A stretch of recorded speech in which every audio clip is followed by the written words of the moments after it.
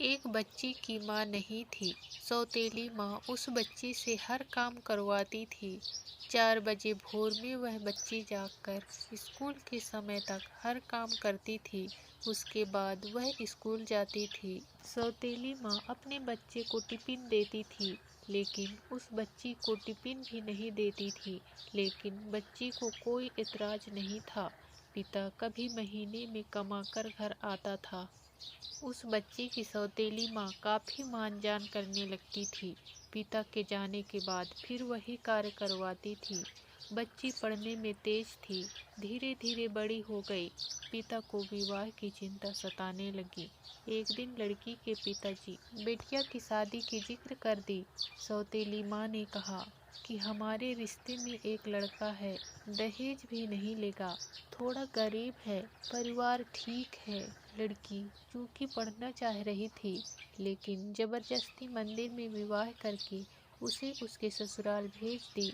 लड़की जब ससुराल गई, उसे अपनी बदनसीब किस्मत सोचकर कुछ नहीं बोली। लेकिन लड़के ने कहा कि आप बुरा ना मानो तो एक बात कहें। वह बोली, आपके साथ जीवन भर रहना है, आप जो कहोगे हम मानेंगे। लड़का बोला, जहाँ से पढ़ाई छोड़ी है वहीं से आप शुरू कर दीजिए। हम गरीब जरूर हैं, लेकिन गंवार नहीं हैं।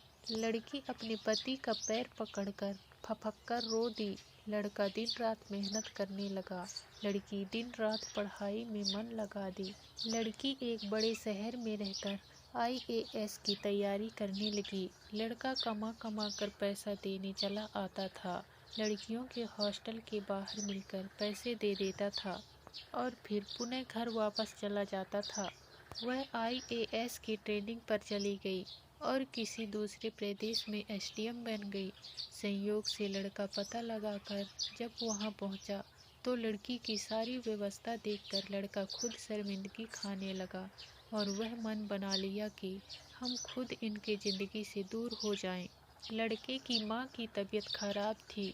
लड़का हफ्ते भर से मिलने के लिए प्रयास कर रहा था, लेकिन कोई मिलने नहीं दिया। ठंड का मौसम था। SDM साहिबा का कंबल वितरण का होर्डिंग लगा था।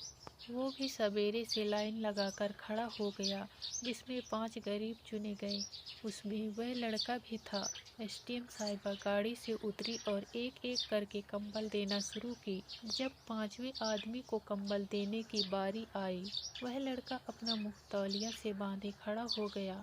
SDM साहिबा जैसे ही कंबल हाथ में दी, लड़के की आंखें नम हो गई और धीरे से बोला कि साहब, हमारी माँ की तबीयत खराब है, माँ को यहीं लाया हूँ। आप सरकारी अस्पताल में फ़ोन कर दीजिए, जिससे मेरी माँ का सही इलाज हो सके। SDM साहिबा आवाज़ को पहचान ली और हाथ पकड़कर फपक कर रो पड़ी और बोली कि आप कब आए, मुझे बताए क्यों नहीं, माँ जी कहाँ हैं। उसने इशारा किया। इतने में वह खुद चल दी, अपनी गाड़ी में सबको बिठाई और अपने आवास में ले गई। तत्काल सबके लिए ठंडक के कपड़े खरीद कर लाई। लड़का बोला कि आप बहुत बड़ी अधिकारी हो गई हैं। तो वह बोली कि तो क्या हुआ, आप हमारे पति थे और हैं। आप लोगों को हम कैसे भूल जाएंगे। आप मेरे लिए दिन रात मेहनत किए, आपकी देन है कि मैं यहाँ खड़ी हूँ। यह सुन लड़के की आंखें नम हो गई। इतने में SDM साहिबा भी अपनी आंखों से आंसू रोक नहीं पाई और अपने पति के गले सिमट कर रो पड़ी और अपने परिवार के साथ रहने लगी। आज के लिए बस इतना ही दोस्तों, मिलते हैं अगले वीडियो में। तब तक के लिए धन्यवाद।